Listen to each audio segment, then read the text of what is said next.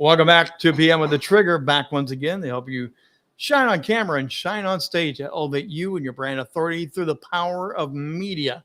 Media is your new currency. Learning to leverage that and learn how to show up is so important. So today we're going to get into a great discussion about how to create a dynamic media personality. Personality, charm, charisma. What does it take to really create something that people will want to come back and listen to and hear, capture their engagement, capture their imagination? That's what the power of media can do. But learning how to get there with your personality doesn't happen overnight. Believe me, Trigger, as you know him now, this fun-loving guy that talks and entertains, interviews, hasn't always been as polished and as sharp as this. It took a while to develop what I am now. There's a lot of media skills, coaching, and there's a lot of FUBAs I went along the way. But at the center of me, after 36 years of doing this, it's still Rich Bontrager. I am still, in a lot of ways, still the same guy, but I've found ways to have it come more alive, more pop, a little more sizzle to bring the audience in deeper and deeper. So we're going to talk about that today, about 3 ways to help you have more of that dynamic media personality. Because it is about the entertaining. There is an entertainment value here, but you got to have a little charisma, a little panache to go with it. But you never want to lose your authentic nature in this. We've seen it in media. We've seen people lose authentic nature and they become somebody else, and it turns people off. People that were once great, they just turned a corner and they don't have what they once have. You want to learn about engaging communication and those type of things. So here, let's get into 3 ways to help you build out your dynamic media personality. The first one is you do want to develop a unique style and a unique voice. Now, I'm not talking about sounding like Daffy Duck or Bugs Bunny and having that type of voice, but what type of style of voice, of personality you want to have. Do you want to be the hard news? News at 5 tonight, coming up at 5 o'clock. Do you want to have that type of news journalism? Do you want to have kind of that fun, flighty type of voice? What type of voice do you want to have for the audience you want to reach? Think about the audience you want to reach and who they want to hear from. There's so many different ways to play off of that, and also that unique nature and the unique style that you have. Now, I love wearing a jacket a lot. I very often will have a jacket. Today, I'm just on Friday Catch It with you, okay? But what I don't like is long sleeve shirts very often. So you will see the cuff shirt. It's part of my unique brand. I like it that way. I'm not a big tie guy, so you won't see that. Now, part of my original brand in sports broadcasting, play-by-play talk shows, it was sports jerseys, football, basketball, baseball. There was always a jersey, and yes, there was always a cap on my head. Even in the middle of winter, in the middle of Minnesota, when it was cold, I'd have on my winter jacket, all my gloves, and my headset was beyond. It didn't look pretty, but it got the job done. But there was always something sporty about me. When I changed more into the entertainment, talk show, professional landscape, I made a change with that persona as well and went this direction with it. But you have to figure out what your style is going to be, but be yourself.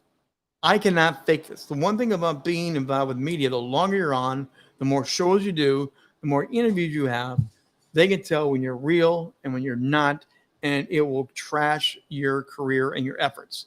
One of the best examples I can give you is Ryan Seacrest. Ryan Seacrest has that energetic, very exciting personality. He has a charisma and a charm. The camera loves Ryan, and he loves the camera. The crowd loves Ryan. He loves the crowd, and he knows how to play off of that. He's done extremely well, but he's also a very diverse individual with what he does with the microphone. I mean, he does radio, he does television, he does entertainment, he does countdown shows. He has a media personality that has the personality that is diverse enough audiences can relate to him because he's just Ryan. Think about your unique personality. What is it that you want to stand out in the market for your business, for your industry, for your podcast? What is unique about you that you can elevate a little bit? Just bring it to a higher level. I love playing. I love smiling. I love having a good time. And that's always going to be part of what Trigger is going to bring to you. Now, what else do you need to do here? Step number 2, I would think to highly recommend is show enthusiasm and show that passion. It just builds on what we're talking about. Show enthusiasm. You have to love doing this every day or every month or whenever you're going to be doing your shows, your podcasts, your live stream. People want to see that you are into it.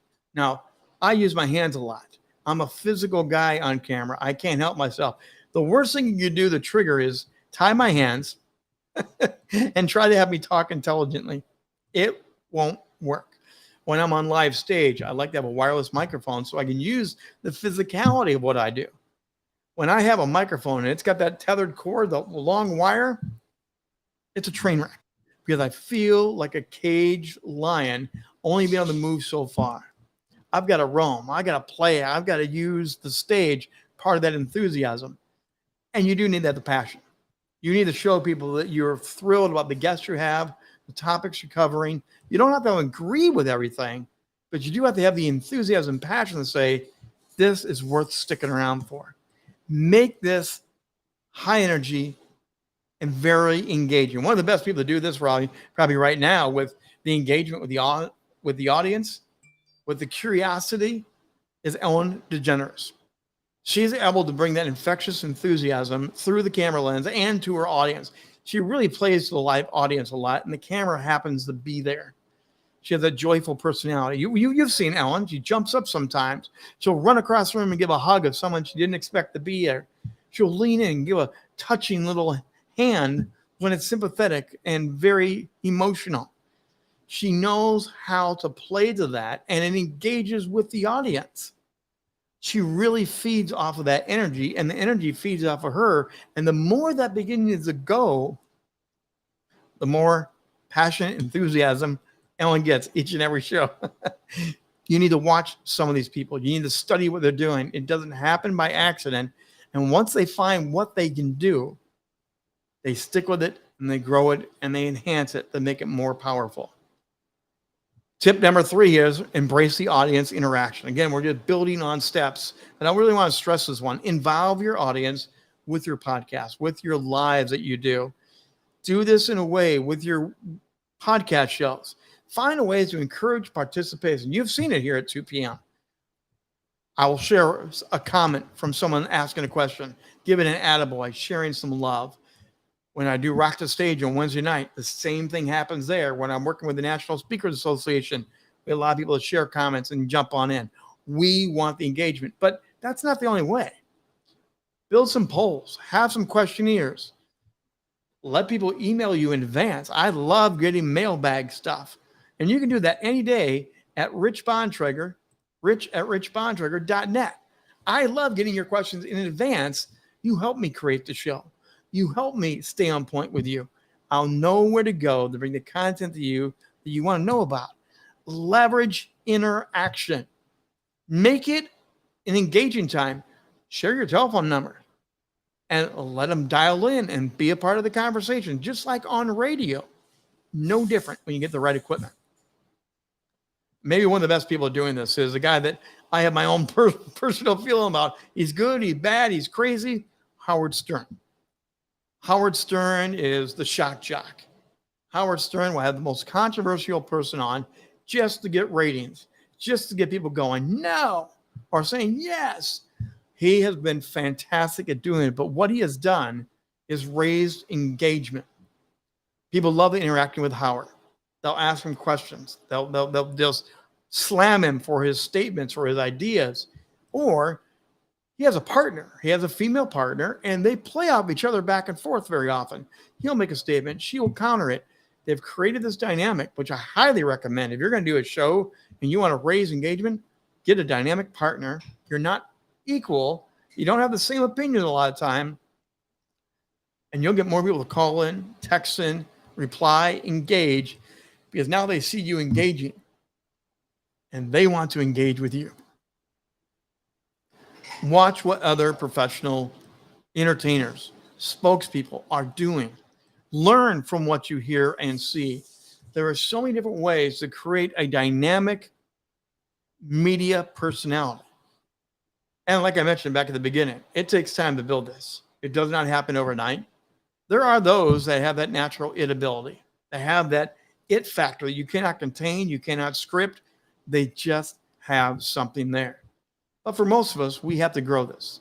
We have to figure out how we're going to get that unique voice, have that unique style, come up with a way that we're going to engage, come up with a way that you're going to get people to want to listen, and people will feed off of your enthusiasm. Learn how to communicate through the camera and share what you need to share and build that brand. As always, I'd love to hear your questions, your thoughts. I'd love to know what you want to know next. Those are not the only tips I can give you. I just only have so much time on 2 p.m. If you want to know more tips and tricks, contact me, rich@richbontrager.net. That's rich@richbontrager.net. And you can always go to rockstagemedia.com. By the way, one of the new services of Rock the Stage we're formally rolling out now for podcasters. If you have a podcast zero, you're starting a brand new podcast. Podcast zeros are tricky. It's the show before the show begins. It's the prequel to launch and share with fans and followers what you're going to do, why you're going to do it. And to be honest, many podcast zeros are a throwaway for a lot of people.